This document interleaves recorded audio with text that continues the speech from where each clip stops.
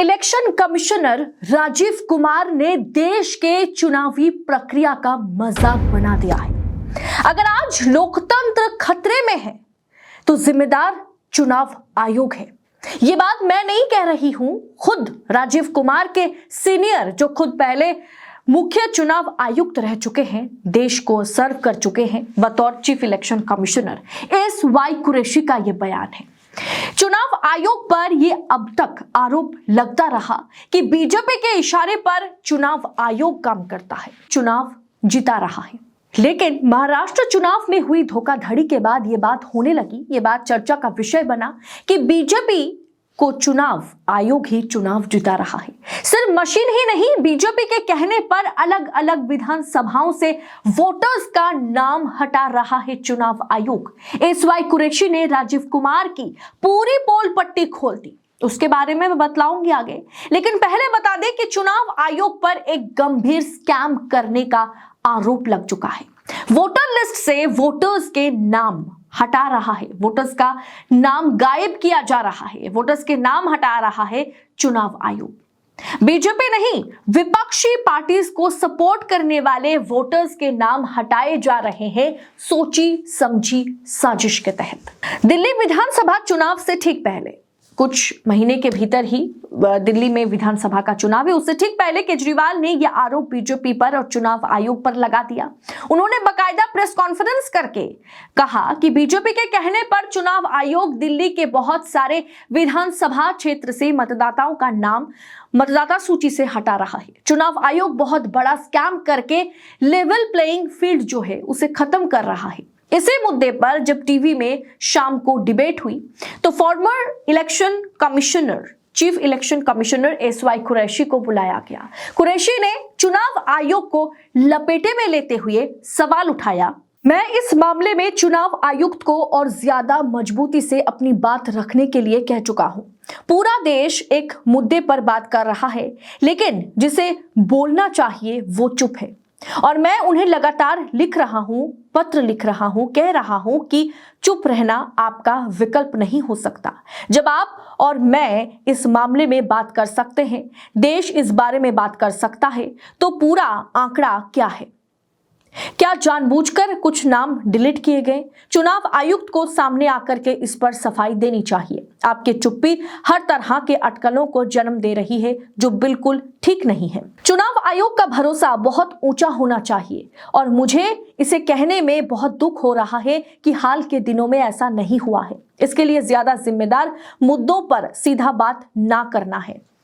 यानी साफ तौर पर एस.वाई. कुरैशी ने कह दिया है कि जब भी चुनाव आयुक्त से, जब भी राजीव कुमार से यह सवाल पूछा जाता है ईवीएम के मुद्दे पर हो, चुनाव की निष्पक्षता को लेकर के, तो हमेशा वो कहते हैं कि कुछ तो लोग कहेंगे, लोगों का काम है कहना। और अब निंदा रस जो है वो कहीं ना कहीं सोशल मीडिया का विषय बन गया है। हर कोई बस निंदा करना चाहते हैं। लेकिन चुनाव आयुक्त को, मुख्य चुनाव आयुक्त को और उनके दो जो सहकर्मी हैं, बाकी जो इलेक्शन कमिश्नर्स हैं, बाकी दो इलेक्शन कमिश्नर्स को इस पर बात करने की आवश्यकता है, क्योंकि ये मुद्दा सिर्फ हम नहीं उठा रहे हैं, वो दलें उठा रही हैं जो चुनाव लड़ती है, जिनके सांसद, विधायक, पार्षद चुने जाते हैं, वो जनता के चुने हुए प्रतिनिधि होते हैं। ऐसे में अगर विपक्ष, चाहे वो कांग्रेस हो, चाहे वो आम आदमी पार्टी हो, चाहे वो अखिलेश की पार्टी हो, कोई भी विपक्षी पार्टी अगर इस मुद्दे पर सवाल पूछ रही है तो जवाब देना तो बनता है। इसे आप शायरिया अंदाज में नजरअंदाज नहीं कर सकते। और इसके चलते आज लोकतंत्र खतरे में है, क्योंकि लोकतंत्र का सबसे बड़ा पर्व जो है वो चुनाव है। लोकतंत्र की आत्मा जो है वो चुनाव है, वो इलेक्शन है। हम उसे ही खत्म करने पर तुले हुए हैं और ये खत्म कोई और नहीं बल्कि चुनाव आयोग कर रहा है। मशीन और मशीनरी का इस्तेमाल बीजेपी कर रही है, लेकिन ये तो कोई भी पार्टी जो सत्ता में रहेगी वो करना चाहेगी। लेकिन जो संस्था है वो अगर करने देती है, अगर वो संस्था, चाहे चुनाव आयोग हो, चाहे न्यायपालिका हो, कोई भी संस्था जो लोकतंत्र की मजबूत पिलर्स है, वो अगर खुद को यूज करने का मौका दे देती है, तो कोई भी पार्टी जो सत्ता में रहेगी वो तो करेगी। दोस्तों, उत्तर प्रदेश में उत्तर प्रदेश में हाल ही में जो उपचुनाव हुए, उस उपचुनाव में अखिलेश यादव ने यह मुद्दा गंभीरता से उठाया था कि जिन 9 सीटों पर उपचुनाव होना है, उन विधानसभा सीटों पर से बीजेपी के कहने पर वोटर लिस्ट से नाम हटाए गए, नाम गायब कर दिए गए और मुस्लिम और यादव यानी कि BLO का नाम भी उन्होंने हटाने का आरोप बीजेपी पर लगाया था। इसके बाद महाराष्ट्र विधानसभा चुनाव के दौरान भी महाविकास आघाड़ी ने यह बात कही थी कि बीजेपी के कहने पर चुनाव आयोग ने जिन सीटों पर महाविकास आघाड़ी मजबूत था, उन सीटों पर से 10,000 मतदाताओं का नाम हटा दिया। उनके कहीं ना कहीं असर जो है, उसका असर जो है चुनाव पर दिखा।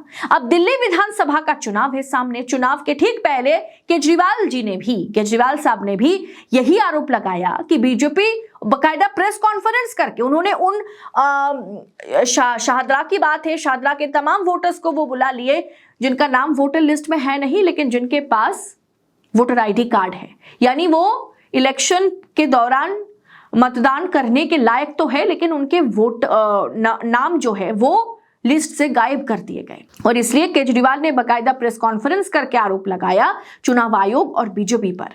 कहा केजरीवाल ने कि बीजेपी के कहने पर चुनाव आयोग दिल्ली के बहुत सारे विधानसभा क्षेत्र से मतदाताओं का नाम मतदाता सूची से हटा रहा है।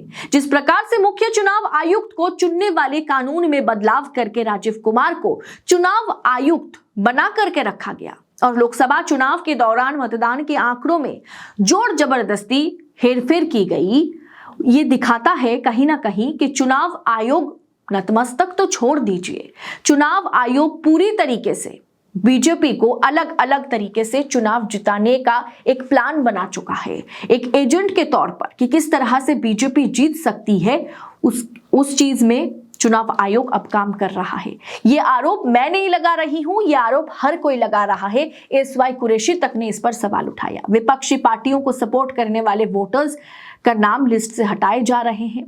अब ऐसे में सवाल ये उठता है कि अगर आप लेवल प्लेइंग फील्ड नहीं देंगे तो चुनाव कराने की जरूरत ही क्या है। लेवल प्लेइंग फील्ड अगर नहीं दी जाएगी, बाकी पार्टीज के खिलाफ एक तरह से माहौल बनाया जाएगा, बाकी पार्टीज के लिए अगर आप लेवल प्लेइंग फील्ड उन्हें नहीं देंगे तो चुनाव कराने की क्या जरूरत है। सीधा भारतीय जनता पार्टी को विजेता घोषित कर दिया जाए। दोस्तों, इस पूरे विषय पर आपकी राय क्या है। SY कुरैशी ने जिस तरह से बताया कि चुनाव आयोग जिस तरह से चुप्पी साध कर बैठे हुए हैं और साथ ही साथ वो शायराना अंदाज में हमेशा हर जवाब को टाल देते हैं, ये उचित नहीं है, क्योंकि उनका चुप रहना कहीं ना कहीं लोकतंत्र को चोट पहुंचा रहा है। इस पूरे विषय को आप किस अंदाज में देख रहे हैं, कमेंट कर अपनी राय हमारे साथ शेयर जरूर कीजिएगा। देश नीति इसी तरह से हर एक मुद्दे पर सवाल उठाता रहा और आगे भी उठाता रहेगा। बस हमें आपके सहयोगिता की सख्त आवश्यकता है। चैनल को सब्सक्राइब जरूर कीजिएगा, कमेंट बॉक्स में अपनी राय जरूर लिखिएगा। फिलहाल इस रिपोर्ट में इतना ही। जल्द होगी मुलाकात आपसे। बहुत बहुत शुक्रिया। जय हिंद, जय भारत।